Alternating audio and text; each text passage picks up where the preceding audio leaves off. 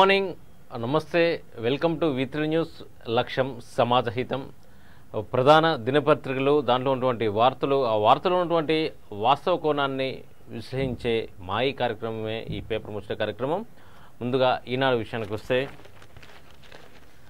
అభివృద్ధిలో అన్స్టాపబుల్, మోడీ షాలే కాదు, తెలంగాణ ప్రగతి రథ చక్రాన్ని ఎవరు ఆపలేరు. కేసీఆర్ నీడను కూడా చేరుకునే ప్రతిపక్షం రాష్ట్రంలో లేదు. హ్యాట్రిక్ విజయం ఖాయం.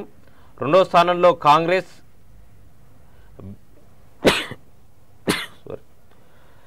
బీజేపీ సామాజిక మాధ్యమాల్లో ఎక్కువ, సమాజంలో తక్కువ అని చెప్పి ఈనాడు పత్రికకు వచ్చినటువంటి ఇంటర్వ్యూలో బీఆర్ఎస్ కార్యనిర్వాహక అధ్యక్షుడు కేటీఆర్ అన్నారు. సో ఆయన అన్నది ఒకసారి మనం చూస్తే, తెలంగాణ హైదరాబాద్లో అభివృద్ధి అన్స్టాపబుల్, దీన్ని మోడీ షా ఎవరు ఆపలేరు.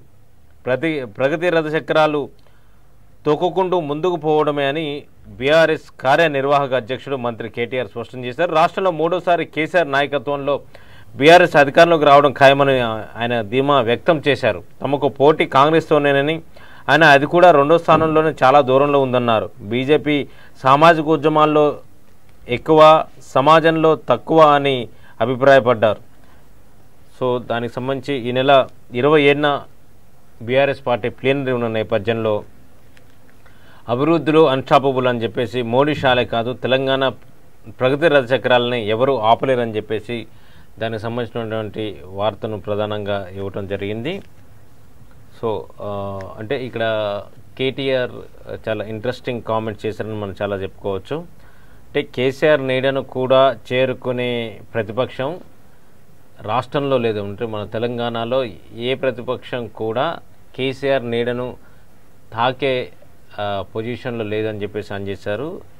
హ్యాట్రిక్ విజయం ఖాయమని చెప్పేసి ఆయన ధీమా వ్యక్తం చేశారు. అదేవిధంగా రెండో స్థానంలో కాంగ్రెస్ ఉంటుంది, అది కూడా చాలా దూరంలో ఉంటుందని చెప్పేసి ఆయన చెప్పినటువంటి పరిస్థితి. అదేవిధంగా బీజేపీ సంబంధించి సామాజిక ఉద్యమాలు అంటే సోషల్ మీడియాలో ఎక్కువ ఉంటుంది, సమాజంలో తక్కువ ఉంటుంది అని చెప్పేసి బీజేపీని ఆయన విమర్శించినటువంటి పరిస్థితి. అయితే ఇక్కడ ఇంట్రెస్టింగ్ కామెంట్ ఏంటంటే, తెలంగాణలో ప్రధాన ప్రతిపక్షం మేమే అని పోటీ పడుతున్న నేపథ్యంలో, కాంగ్రెస్ బీజేపీ పోటీ పడుతున్న నేపథ్యంలో అధికార పార్టీ మా ప్రధాన ప్రతిపక్షం కాంగ్రెస్ అని తేల్చి చెప్పడం ఒకంత అంటే ఇది అంటే వ్యూహాత్మకమా లేకపోతే ఇంకా రాజకీయమా అనేది మనం అర్థం చేసుకోవాల్సిన అవసరం ఉంటుంది. అయితే తెలంగాణలో మేమే అధికారంలోకి వస్తున్నామన్న బీజేపీని గురించి ఆయన, సామాజిక ఉద్యమాల్లో ఎక్కువ ఉంటుంది అంటే సోషల్ మీడియాలో ఎక్కువ ఉంటుంది, తర్వాత సమాజంలో తక్కువ ఉంటుంది అని చెప్పేసి ఆయన విమర్శించినటువంటి పరిస్థితి. అయితే ఇక్కడ కాంగ్రెస్ పార్టీకి కొద్దిగా బూస్ట్ అనే చెప్పవచ్చు. ఎందుకంటే స్వయంగా అధికార పార్టీ సంబంధించినటువంటి నేత, మాకు ప్రధాన ప్రతిపక్షం కాంగ్రెస్ అంటే ఇన్ని రోజులు ఎక్కడ కూడా అంటే ఇంత స్పష్టంగా చెప్పలేని పరిస్థితి. సో అంటే కాంగ్రెస్ పార్టీ పరిస్థితి తెలంగాణలో మెరుగుపడిందా అనేది కూడా మనం అర్థం చేసుకోవచ్చు.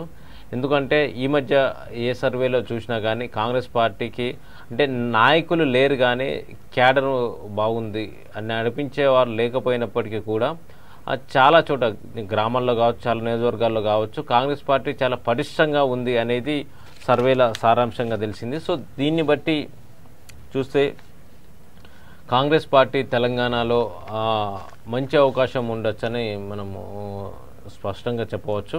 ఎందుకంటే గతంలో కూడా చాలా మనము సర్వేస్ చూసాము, ఇవన్నీ చూసాము. సో కేటీఆర్ వ్యాఖ్యలతో వాటిని మనము ధృవీకరించక తప్పదనేది మనం చెప్పవచ్చు. ఇక సమరం సాగిస్తాం, విజయం సాధిస్తాం, మార్పు కోసమే బీఆర్ఎస్ పోరు, ఎన్ని అడ్డంకులు సృష్టించినా ఆగదు, మహారాష్ట్రలో అధికారం ఇస్తే 5 ఏళ్లలో ఇంటింటికి నీరు, ఔరంగాబాద్ సభలో ముఖ్యమంత్రి కేసీఆర్ అని చెప్పేసి కేసీఆర్ వ్యూహాత్మకంగా ఎత్తుగడలు వేస్తున్నారు. సో అంటే కేసీఆర్ అపర చాణక్యుడు, ఏమి చేసినా కానీ అవతల వాళ్ళకి అర్థమయ్యే లోపు అవతల వాళ్ళకి జరగాల్సిన నష్టం జరుగుతుందనేది మనకి తెలిసిన విషయమే. అయితే చాలామందికి తెలియని విషయం ఏంటంటే, తెలంగాణలో ఎన్నికలు సమీపిస్తున్న నేపథ్యంలో ఏంటి కేసీఆర్ ఏంటి బీఆర్ఎస్ పేరుతో మహారాష్ట్రలో భారీ బహిరంగ సభలు పెట్టడము, ఎక్కువ అక్కడే కాన్సన్ట్రేషన్ చేస్తున్నారు అనేది ఒక చర్చ జరుగుతుంది. అయితే ఇది కేసీఆర్ వ్యూహాత్మకంగానే మనం అనుకోవాలి. ఎందుకు అంటే కేసీఆర్ వ్యూహం రాష్ట్రంలో మనము ప్రగతిని సాధించాము, అభివృద్ధి చేశాము. సో దీన్ని రోల్ మోడల్గా చూపించి ఇండియాని మొత్తము మనము అంటే ఇతర రాష్ట్రాల్లో కూడా తెలంగాణ రోల్ మోడల్గా మనము అభివృద్ధి చేయాలి అనే నినాదంతో ఆయన ముందుకు పోతున్న నేపథ్యంలో అంటే ఇక్కడ ఉన్నటువంటి తెలంగాణలో అభివృద్ధి జరిగింది. సో అంటే పక్క రాష్ట్రాల్లో కూడా పాగా వేయటానికి సిద్ధమవుతున్న నేపథ్యంలో మరి రానున్న తెలంగాణలో ఎందుకు కాన్సన్ట్రేషన్ చేయట్లేదు అనేది చాలా రాజకీయ విమర్శకులు కావచ్చు, లేకపోతే ప్రతిపక్షాలు కావచ్చు, ఒక సందేహం ఉంటుంది. కానీ కేసీఆర్ ఆ ఎత్తుగల్లో వ్యూహంలో భాగంగానే ఇవన్నీ చేస్తున్నట్టు అర్థం చేసుకోవాలి మనం. సో అంటే ఆ ఇంపాక్ట్ అక్కడి నుంచి ఇంపాక్ట్ ఇక్కడ పడే విధంగా ఆయన ప్లాన్ చేసుకుని ఉండొచ్చు. అంటే కేసీఆర్ ఏది చేసినా కానీ అంటే గెలుపులు రాజకీయం కోసమే ఆయన వ్యూహాలు ఎత్తుగడలు ఉంటాయి. సో అంత అంటే మనము ఆలోచించినంత చిన్నగా అనేమి ఆలోచించరు, దాన్ని చాలా స్పష్టంగా ఆలోచించే పరిస్థితుల నేపథ్యంలో. సో దీనికి అంటే ఇక్కడ ఎలక్షన్ నేపథ్యంలో అక్కడ ఎందుకు పార్టీ సమావేశాలు ఏర్పాటు చేస్తున్నారు, అక్కడ బహిరంగ సభలు పెట్టిన అదే కాన్సన్ట్రేషన్ ఇక్కడ పెడితే ఇంకొంచెం బాగుంటుంది అని చెప్పేసి చాలామంది అనుకునే ప్రశ్నే. బట్ కాకపోతే దీని వెనక కూడా ఎత్తుగడ ఉండొక మానదని కూడా మనం చాలా స్పష్టంగా చెప్పవచ్చు. దేశంలో అనివార్యమైన మార్పు తెచ్చేందుకు భారత రాష్ట్ర సమితి పార్టీ పుట్టిందని, ఎన్ని అడ్డంకులు అవాంతరాలు కల్పించినా తమ పోరాటం ఆగదని ఆ పార్టీ అధ్యక్షులు తెలంగాణ ముఖ్యమంత్రి కేసీఆర్ తెలిపారు. తమ పార్టీ ఒక కులం, మతం, వర్గం కోసం ఆవిర్భవించింది కాదని, అన్ని వర్గాలకు న్యాయం కోసం నిజాయితీగా సమరం సాగిస్తామని, అంతిమ విజయం సాధిస్తామని స్పష్టం చేశారు. ధైర్యంగా ముందుకెళ్తే సమస్యలు పరిష్కారం లభిస్తుందని చెప్పారు. మహారాష్ట్రలోని బీఆర్ఎస్ అధికారంలోకి వస్తే 5 ఏళ్లలోపు ప్రతి ఇంటికి తాగునీరు అందిస్తామని, తెలంగాణ మాదిరిగా మహారాష్ట్రను అన్ని విధాలుగా అభివృద్ధి చేస్తామని, రైతులు ఆత్మహత్యలకు అడ్డుకట్ట వేస్తామని చెప్పారు. నాగపూర్లో బీఆర్ఎస్ శాశ్వత కార్యాలయం ఏర్పాటు చేస్తామన్నారు. తెలంగాణ మాదిరిగా మక్కిగా పథకాల కార్యక్రమాలు అమలు చేస్తే తాను మహారాష్ట్రకు రానని, మధ్యప్రదేశ్కు వెళ్తానని తెలిపారు. ఔరంగాబాద్లో జబిందా మైదానంలో సోమవారం జరిగిన బీఆర్ఎస్ బహిరంగ సభలో ఆయన ప్రసంగించారని చెప్పేసి దానికి సంబంధించిన వార్త. అంటే తెలంగాణ జరిగినటువంటి పథకాలు ఏవైతే ఉన్నాయో అవన్నీ మక్కిగా మహారాష్ట్రలో అమలు చేస్తే మేము ఇక మహారాష్ట్ర జోలికి రాము, మధ్యప్రదేశ్కి పోతాం అని చెప్పేసి ఆయన చెప్పినటువంటి పరిస్థితి. బట్ కాకపోతే అంటే ఇందాక మనం చెప్పుకున్నట్టు ఇక్కడ ఉన్నటువంటి సంక్షేమ పథకాలు కావచ్చు, తెలంగాణ డెవలప్మెంట్ కావచ్చు, అంటే తెలంగాణలో ముఖ్యంగా ఇంటింటికి నీరు కావచ్చు, మిషన్ భగీరథ కావచ్చు, మిషన్ కాకతీయ కావచ్చు, సో 24 గంటల విద్యుత్ కావచ్చు, అదేవిధంగా రైతులకి విద్యుత్ రైతులకి పొలాలకు విద్యుత్ కావచ్చు. సో అంటే ఈ విధమైనటువంటి పథకాలు అమలు చేసినట్లయితే మేము ఇక్కడికి మహారాష్ట్రకి మేము రాము అని చెప్పినటువంటి పరిస్థితి. సో అంటే తెలంగాణలో ఆల్రెడీ డెవలప్ జరిగింది తెలంగాణ అంటే ఒక చర్చ అనేది మొదలు పెడుతున్న పరిస్థితి. అంటే బీఆర్ఎస్ ద్వారా అంటే ఇతర రాష్ట్రాల్లో ఇదే నినాదంతో ముందుకు పోతున్నప్పుడు సో తెలంగాణ ఎలక్షన్ జరిగితే ఆ ఇంపాక్ట్ తెలంగాణ మీద పడుతుంది అనేది కేసీఆర్ ఉద్దేశం కావచ్చు. ఎవరు గెలిచినా సమస్యలు అలాగే. 75 ఏళ్ల స్వతంత్ర భారతదేశంలో సాగునీరు అందించిన పాపం ఎవరిది, దేశంలో పరివర్తన రావాల్సిన అవసరం ఉందని చెప్పేసి ఆయన చెప్పారు. అదేవిధంగా కేసీఆర్ ఏమన్నారు ఆ మీటింగ్లో ఒకసారి చూద్దాం. మహారాష్ట్రలో రోజుకు 6-7 రైతులు ఆత్మహత్యకు పాల్పడుతున్నారని ఇక్కడ నాయకులు చెప్పారు. ప్రధానమంత్రికి మహారాష్ట్ర ప్రభుత్వ నాయకులకు దీంతో పోయేది ఏముంది? ఒకవైపు రైతు సింహాలు మరణశయ్య పైకి ఎక్కుతుంటే మరోవైపు వాళ్ళు ఆఫ్రికా, నమీబియా నుంచి సింహాలను, చీతాలను తెచ్చి ప్రదర్శిస్తున్నారు. దీన్ని బట్టి ఏమర్థమవుతుంది? సమస్యలకు పరిష్కారం ఇది కాదు. మనం సింహాలుగా గర్జించే వరకు మన సమస్యలకు పరిష్కారం లభించదు. సంస్కరణ అమలయ్యే వరకు భారతదేశ పురోగతి సాధ్యం కాదు అని చెప్పేసి దీని సందర్భంగా సీఎం కేసీఆర్ బహిరంగ సభలో మాట్లాడినటువంటి పరిస్థితి. ఇక బిల్లులపై గవర్నర్ త్వరగా నిర్ణయం తీసుకోవాలి. సుప్రీంకోర్టు ప్రధాన న్యాయమూర్తి జస్టిస్ చంద్రచూడ్ నిర్దేశం. తెలంగాణ పెండింగ్ బిల్లుల కేసులో వ్యాఖ్య, అభ్యంతరం వ్యక్తం చేసిన సొలిసిటర్ జనరల్. అన్నిటిని దృష్టిలో పెట్టుకొని చెప్పామన్న సిజేఐ. సొలిసిటర్ జనరల్ తెలంగాణ న్యాయవాది వద్ద మాటల యుద్ధం అని చెప్పేసి దానికి సంబంధించిన వార్త. బిల్లులపై గవర్నర్ త్వరగా నిర్ణయం తీసుకోవాలని చెప్పేసి సుప్రీంకోర్టు స్పష్టం చేసింది. దానికి సంబంధించిన వార్త కూడా ఇక్కడ ప్రధానంగా ఇవ్వడం జరిగింది. ఇక ఇలాగైతే సిబిఐ ఎందుకు హత్య కేసులో అనుమానితుడికి లిఖితపూర్వకంగా ప్రశ్నలు ఇవ్వాలా? ఇకపై అందరూ ఇలాగే విచారించాలని అడగరా? హైకోర్టు ఉత్తర్వులపై చీఫ్ జస్టిస్ ఆఫ్ ఇండియా ధర్మాసనం అసహనం. అవినాష్ రెడ్డికి లాయర్లపై ప్రశ్నల వర్షం. అరెస్టు చేయకుండా 24 గంటలు రక్షణ కల్పించడానికి నిరాకరణ. దర్యాప్తు గడువు 2 నెలల పాటు పొడిగింపు అని చెప్పేసి దానికి సంబంధించిన వార్త ప్రాధాన్యంగా ఇవ్వడం జరిగింది.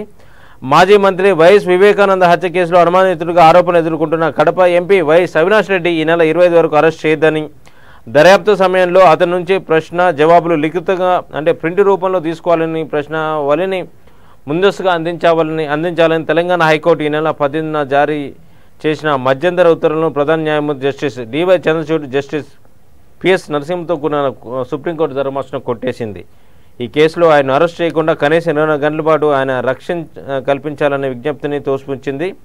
ఏప్రిల్ 34 లోపు ఈ కేసులోని విస్తృత కోణం దర్యాప్తు పూర్తి చేయాలని గతంలో ఈ కోర్టు జారీ చేసిన ఉత్తర్వుల అనంతరం చోటు చేసుకున్న పరిణామాల కారణంగా సమయం వృధా అయింది కాబట్టి దర్యాప్తును జూన్ 30 వరకు పొడిగించాలని స్పష్టం చేసినటువంటి పరిస్థితి.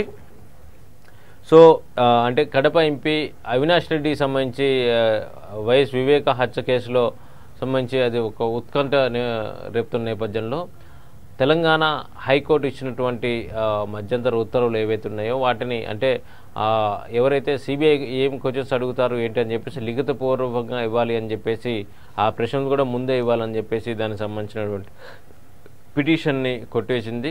సో ఒక నిందితుడికి ఇట్లా ఇస్తే ఇంకా వేరే వాళ్ళు కూడా అలా విచారించమని అడిగే అవకాశం ఉన్న నేపథ్యంలో కొట్టేసింది. అదేవిధంగా 24 గంటలు అరెస్టు కాకుండా రక్షణ కల్పించాలన్న పిటిషన్ కూడా కొట్టివేసినటువంటి పరిస్థితి. ఇక పోలీసులపై చేయి చేసుకున్న షర్మిల అరెస్ట్, 14 రోజుల రిమాండ్. జూబ్లీస్ లోటస్ పాండ్ వద్ద ఉద్రిక్తత. మహిళా సిబ్బందిపై విజయమ్మ దురుసు ప్రవర్తన, పోలీసులు అనుచితంగా వ్యవహరించారన్న షర్మిల అని చెప్పేసి ప్రతిపక్షం అంటే వైఎస్ఆర్టీపీ అధ్యక్షురాలు వైఎస్ షర్మిల పోలీసులపై వ్యవహరించిన తీరు అనేది చాలా చర్చనీయాంశంగా మారింది. సో ఒక పోలీసును ఒక ఎస్ఐ స్థాయిలో ఉన్నటువంటి పోలీసును చేయి చేసుకోవటము, కానిస్టేబుల్ను లేడీ కానిస్టేబుల్ను చేయి చేసుకోవటము. సో అంటే ఆమె నిరసన వ్యక్తం చేయాలంటే చాలా విధాలుగా నిరసన వ్యక్తం చేయొచ్చు. ఇప్పుడు ఉన్నటువంటి ప్రధాన ప్రతిపక్షాలు కాంగ్రెస్ కావచ్చు, బీజేపీ కావచ్చు, బీఎస్పీ కావచ్చు, అంటే ఇతర ఎవరైతే ఉన్నారో వాళ్ళు నిరసనని అంటే న్యాయపరంగా చట్టానికి లోబడే నిరసన వ్యక్తం చేసినటువంటి నేపథ్యం ఉంది.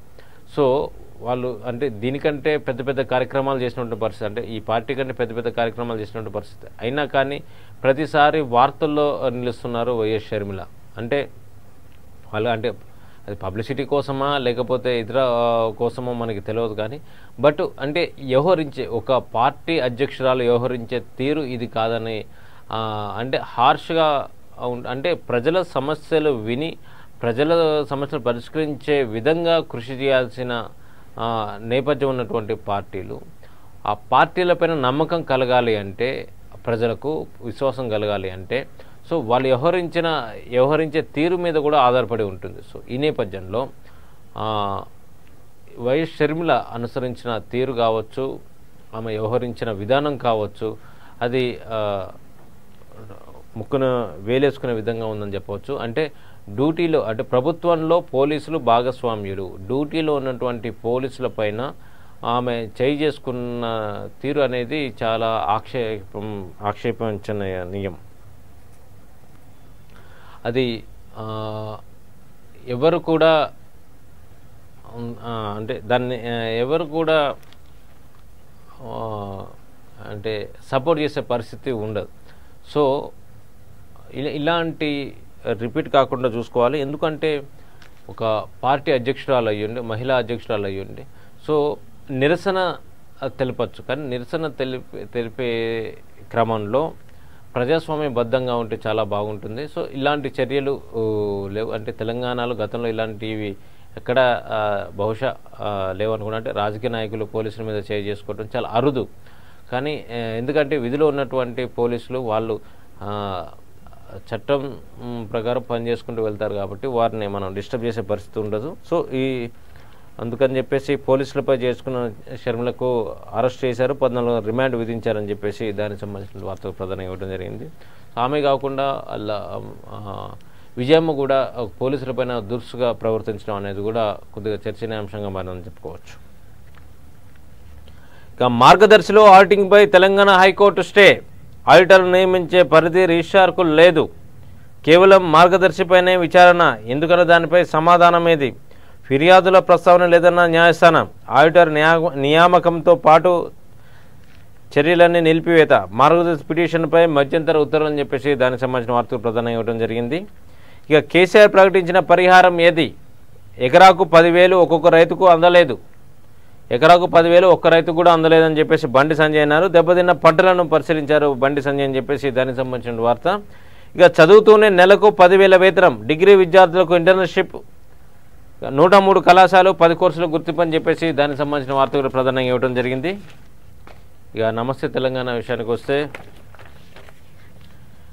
ఔరంగాబాద్లో జన ప్రభంజనం, ఓటే ఆయుధం, రైతన్నదే రాజ్యమన్న కేసీఆర్ మహాగర్జన, సాగుగా మహారాష్ట్రలో ప్రతిరోజు 6-7 రైతులు బలవన్మరణానికి పాల్పడుతున్నారు అని మనం బాధపడుతుంటే ప్రధానమంత్రి ఈ దేశాన్ని నడిపే నాయకులు ఏం చేస్తున్నారు, ఇది ఆఫ్రికా పులి, ఇది నమీబియా చీతా, వీడిని చూసి సంతోషించండి అని చెప్తున్నారు. ఇదే మన రైతుల ఆత్మహత్యలకు పరిష్కారం, ఇది కానే కాదు, రైతులు పులుల్లా మారాలి, సింహాల్లా గర్జించాలి, అంతవరకు మన సమస్యలు పరిష్కారం దొరకదని కేసీఆర్ బహిరంగ సభలో చేసినటువంటి వ్యాఖ్యలు. మన జాతి కిసాన్ జాతి కావాలి, మన మతం రైతు మతం కావాలి, మన అస్త్రశస్త్రాలు మన ఓటు కావాలి, మన లక్ష్యం కిసాన్ రాజ్యం కావాలని చెప్పేసి సీఎం కేసీఆర్ బహిరంగ సభలో అన్నారు. రైతులే చట్టాలు చేసే పరిస్థితి రావాలి, రాత మారాలి, ఈ ఒక్కసారి ఎన్నికల్లో మీ ఓటు మీకోసం వేసుకోండి, జిల్లా పరిషత్ ఎన్నికల్లో గులాబీ జెండా ఎగురవేయాలి, ముంబై ఢిల్లీ నేతలు ఊర్లకు ఉరుక్కుంటూ వస్తారు, మహానదులు గడ్డపై గుక్కె నీటిని ఎందుకు తనలాట, అధికారం ఇస్తే 5 ఏళ్లలో మహారాష్ట్ర సస్యశ్యామనం, ప్రతి ఇంటికి తాగునీరు, ప్రతి ఎకరాకు సాగునీరు, తెలంగాణలో సాధ్యమైంది, మహారాష్ట్రలో ఎందుకు కాదు, అంబేద్కర్ పుట్టిన నేలన దళిత బంధు లేదెందుకు, ఆ 2 పార్టీలు ఈ దేశానికి సర్వనాశనం చేశాయి, నా మాటలు తప్ప నిరూపిస్తే రాజీనామా చేస్తా, మహారాష్ట్రలో నాకేం పని అంటున్నారు అని ఫడ్నవీస్ అంటున్నాడు, వారు తెలంగాణ మోడల్ అమలు చేస్తే అడుగు పెట్టను, డిజిటల్ ఇండియా మజాక్, make in India joke, Modi విధానం ప్రైవేటైజేషన్, మాది నేషనలైజేషన్, మహారాష్ట్ర గడ్డపై బీఆర్ఎస్ అధినేత ఉద్వేగ ప్రసంగం, త్వరలో నాగపూర్లో బీఆర్ఎస్ పర్మనెంట్ ఆఫీస్ అని చెప్పేసి దానికి సంబంధించిన వార్త ప్రధానంగా ఇవ్వడం జరిగింది. సో అంటే కేసీఆర్ అక్కడ ఔరంగాబాద్లో ఏర్పాటు చేసినటువంటి బీఆర్ఎస్ బహిరంగ సభలో ఘాటుగానే వ్యాఖ్యానించినటువంటి పరిస్థితి. సో అక్కడ ఉన్నటువంటి ప్రభుత్వం మీద, అంటే కేంద్ర రాష్ట్ర ప్రభుత్వం, అక్కడ ఉన్నటువంటి బీజేపీ ప్రభుత్వం మీద ఆయన గట్టిగా ఫైర్ అయినటువంటి పరిస్థితి. సో దానికి సంబంధించిన వార్త ప్రధానంగా ఇవ్వడం జరిగింది.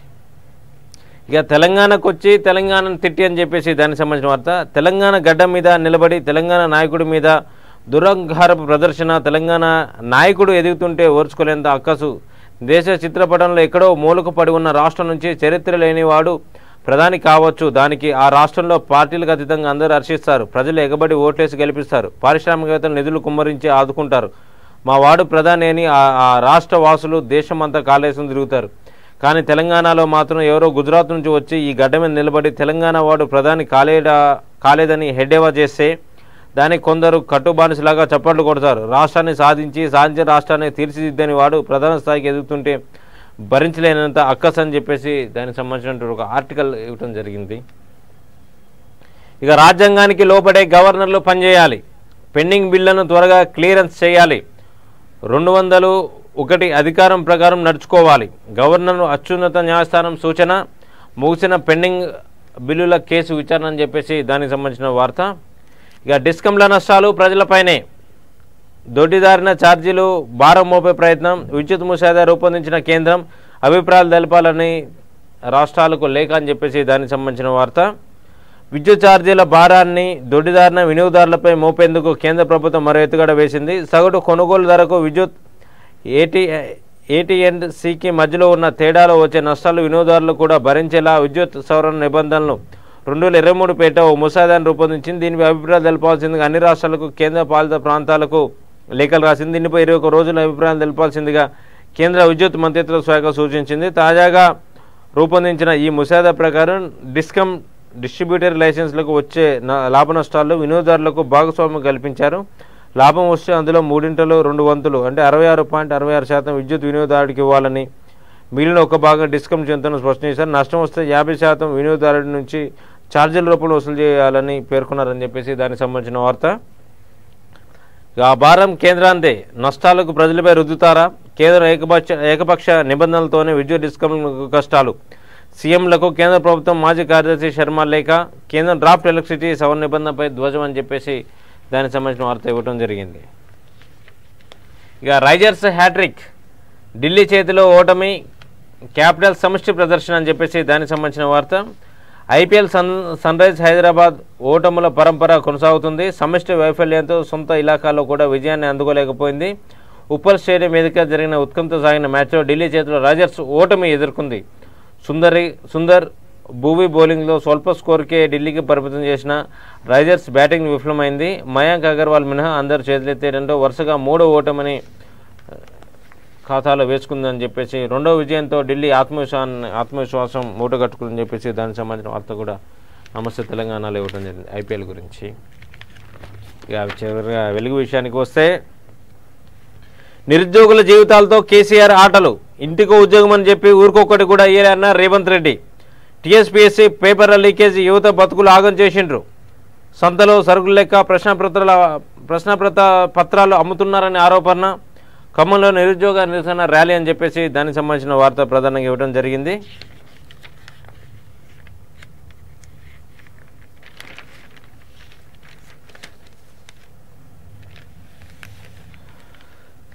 లక్ష మంది నిరుద్యోగుల జీవితాల్లో కేసీఆర్ కుటుంబం చెలగాటం ఆడుతుందని చెప్పేసి పీసీసీ అధ్యక్షుడు రేవంత్ రెడ్డి మండిపడ్డారు. సివిల్ సర్వెంట్లుగా పనిచేసిన వాళ్లకు టీఎస్పీఎస్సీ మెంబర్లుగా నియమించాల్సింది పోయి ఇష్టమున్న వాళ్ళు నియమించి పేపర్ లీకేజ్లో ఈ సర్కారు కారణమైందని చెప్పేసి జిరాక్స్ సెంటర్ల కాడ, ఛాయ్ షాపులో కూడా, చివరికి బెల్ట్ షాపుల దగ్గర కూడా ప్రశ్నపత్రాలు అమ్ముకునే పరిస్థితి కేసీఆర్ ప్రభుత్వం తీసుకొచ్చిందని చెప్పేసి ఆయన దుయ్యపెట్టారని చెప్పేసి దానికి సంబంధించిన వార్త. ఇక నా మీద 130 కేసులు పెట్టినారు. 8 ఏళ్ల కింద కేసీఆర్ అసెంబ్లీలో అడిగితే రాష్ట్రంలో 1,07,000 ఉద్యోగాలు ఖాళీగా ఉన్నాయని చెప్పారు. ఈ మధ్య 2 లక్షల ఉద్యోగాలు ఖాళీగా ఉన్నాయని బిస్వాల్ కమిటీ చెప్పిందని రేవంత్ రెడ్డి తెలిపారు.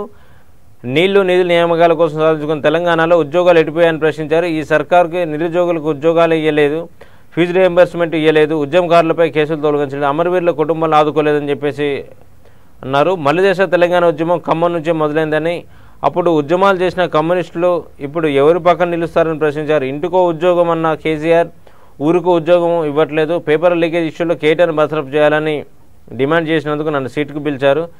కేసీఆర్ ఇప్పటి వరకు నా మీద 130 కేసులు పెట్టారు, అంతకన్నా ఇంకేం చేసామని మండిపడ్డటువంటి పరిస్థితి. దానికి సంబంధించిన వార్త కూడా ఇవ్వడం జరిగింది.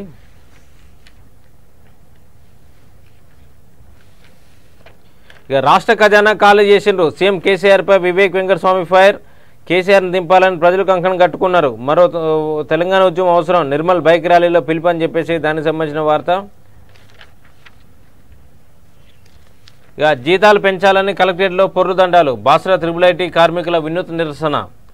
కొడుకు పట్టించుకోవట్లేదని అంబులెన్స్లో ప్రజావానికి. కామారెడ్డి కలెక్టరేట్లో ఓ తల్లి ఫిర్యాదు అని చెప్పేసి దానికి సంబంధించిన వార్త. ఇక ఖమ్మం జిల్లాకు కాంగ్రెస్ చేసిందేమీ లేదు. మంత్రి హరీష్ రావు మండిపాటు. కల్లూరులో ప్రభుత్వ హాస్పిటల్ భవన నిర్మాణానికి శంకుస్థాపన అని చెప్పేసి దానికి సంబంధించిన వార్త ప్రధానంగా ఇవ్వడం జరిగింది. ఖమ్మం జిల్లా అంటే కాంగ్రెస్లో ఉండేదని, కానీ ఖమ్మంకు ఆ పార్టీ చేసిందని లేదని మంత్రి హరీష్ రావు విమర్శించారు. జిల్లాకు ఒక మెడికల్ కాలేజ్ కూడా తీసుకురాలేకపోయిందని, ఖమ్మం జిల్లా కల్లూరులో 18 కోట్లతో కొత్తగా నిర్మించిన ప్రభుత్వ హాస్పిటల్ను హరీష్ రావు ప్రారంభించారు. ఈ సందర్భంగా ఆయన వ్యాఖ్యలు చేశారు. ఇక రైతు రాజ్యం తెద్దాం, మనం పులులా మారాల్సిందే. ఢిల్లీలో రైతులకు 13 నెలలు ఎందుకు ధర్నా ఆందోళన చేయాల్సి వచ్చిందని కేసీఆర్ ప్రశ్నించారు. ఈ ఆందోళనలో 700 మంది రైతులు ప్రాణాలు కోల్పోయిన పట్టింపు లేనట్టుగా వ్యవహరించారని మండిపడ్డారు. చివరికి ప్రధాని క్షమాపణ కోరి రైతు చట్టాలను వెనక్కి తీసుకున్నారని తెలిపారు. రైతులకు దక్కాల్సిన గౌరవం ఇదేనా అని ప్రశ్నించారు. దేశంలో మార్పు తేవాల్సిన అవసరం ఉంది. మార్పు అంటే ఒక పార్టీ గెలవడం, ఇంకోటి ఓడిపోవడం కాదు, ప్రజలు గెలవాలి. దేశంలో రోజు వందలాది రైతులు ఆత్మహత్యలు జరుగుతున్నా పట్టించుకున్న వాళ్ళు ఆఫ్రికా నుంచి చీతాలు తెచ్చామని చూపిస్తున్నారు అని మండిపడ్డారు. మనం పులులం అయ్యేంత వరకు మన సమస్యల పరిష్కారం దొరకదు. మనం పులుల్లా మారాల్సిందే. మనలో పరివర్తన రాకుండా దేశంలో పరివర్తన సాధ్యం కాదు. పరివర్తన కోసమే పుట్టింది బీఆర్ఎస్. ప్రతి ఒక్కరి కోసం ఏర్పాటు చేసింది. భయపడి ఉంటే ఇప్పటి వరకు మనకు స్వతంత్రం వచ్చేది కాదు. మన పోరాటంలో నిజాయితీలుండి విజయం సాధించిన తథ్యం, మనకు దేవుళ్ళ ఆశీస్సులు కూడా ఉంటాయని చెప్పేసి కేసీఆర్ ఔరంగాబాద్ జరిగిన బహిరంగ సభలో మాట్లాడిన పరిస్థితి. ఇక అమిత్ షాపై సుప్రీంకోర్టుకు పోతా మాజీ మంత్రి షబ్బీర్ అలీ. ముస్లిం రిజర్వేషన్లను తొలగించడం కేంద్ర హోంమంత్రి అమిత్ షా వల్ల కాదని కాంగ్రెస్ నేత షబ్బీర్ అలీ అన్నారు. రాజ్యాంగబద్ధ పదవిలో ఉండి ముస్లిం రిజర్వేషన్పై చేసిన కామెంట్ను అమిత్ షా సుప్రీంకోర్టులో పిటిషన్ వేశామని ఆయన చెప్పారు. సోమవారం గాంధీ భవన్లో ఆయన మీడియాతో మాట్లాడారు. ముస్లిం రిజర్వేషన్ తొలగిస్తామని చెప్పడం బీజేపీ అహంకారానికి నిదర్శనమని విమర్శించారు. మతపరమైన రిజర్వేషన్ చెలవని సుప్రీంకోర్టు చెప్పిందని, అదే సమయంలో పేదలకు రిజర్వేషన్ ఇవ్వాలని కూడా సూచించిందని ఆయన గుర్తు చేశారు. తమ ప్రభుత్వం హయాంలో పేద ముస్లింల కోసం రిజర్వేషన్ తీసుకొచ్చామని, వాటిని తొలగించడం సరికాదన్నారు. ఆ రిజర్వేషన్ తొలగింపు అమిత్ షా వల్ల కాదని షబ్బీర్ అలీ అన్నారు. ఆయన ఒక వర్గానికి హోంమంత్రి కాదని దేశానికి హోంమంత్రి అనే విషయాన్ని గుర్తుంచుకోవాలన్నారు. ప్రభుత్వ స్కూళ్లలో చదువుకున్నారని చెప్పుకున్న ఈటెల రాజేందర్ అన్ని కోట్ల రూపాయలు ఎలా వచ్చాయని ప్రశ్నించారు. మునుగోడు ఉప ఎన్నికల్లో జరిగిన 6 నెలల తర్వాత కాంగ్రెస్ పార్టీ నేతలకు బీఆర్ఎస్ డబ్బులు ఇచ్చిందని ఆరోపించడం వెనుక పెద్ద మతలబు ఉందని చెప్పేసి ఆయన వ్యాఖ్యానించారు. ఇక Delhi BRS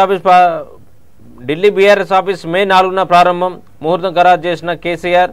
20న party general body మీటింగ్లో అధికారిక ప్రకటన అని చెప్పేసి దానికి సంబంధించిన వార్త. ఇక ఢిల్లీలో వసంత్ విహార్లో నిర్మించిన బీఆర్ఎస్ కేంద్ర కార్యాలయాన్ని మే 4వ తేదీన ప్రారంభించనున్నారు. భవనం పనులు పూర్తి కావడంతో ప్రారంభోత్సవానికి ఈ మేరకు కేసీఆర్ ముహూర్తం నిర్ణయించారు. ఈ నెల 27న తెలంగాణ భవన్లో నిర్వహించిన పార్టీ జనరల్ బాడీ మీటింగ్లో దీనిపై అధికారిక ప్రకటన చేయనున్నారు. పార్టీ ఆఫీస్ ప్రారంభోత్సవం సందర్భంగా రాజా శ్యామల యాగం ఇతర పూజా కార్యక్రమం నిర్వహించే అవకాశం ఉందని సమాచారం.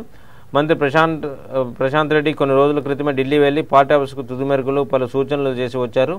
బీఆర్ఎస్ పార్టీ పేరుగా బీఆర్ఎస్గా మార్చిన తర్వాత సర్దార్ పటేల్ రోడ్లోని అద్దె భవనంలో ఏర్పాటు చేసిన ఆఫీసుకు డిసెంబర్ 14 కేసీఆర్ ప్రారంభించారు. పార్టీ జాతీయ వ్యవహారాలు పర్యవేక్షించిన తాత్కాలికంగా ఈ ఆఫీసును ఏర్పాటు చేస్తారని చెప్పేసి దానికి సంబంధించిన వార్త ఇవ్వడం జరిగింది. ఇది ఈరోజు పేపర్ ముచ్చట. తిరిగి రేపటి పేపర్ ముచ్చట కార్యక్రమం మళ్ళీ కలుసుకుందాం. చూస్తూనే ఉండండి V3 న్యూస్, లక్ష్యం సమాజ హితం.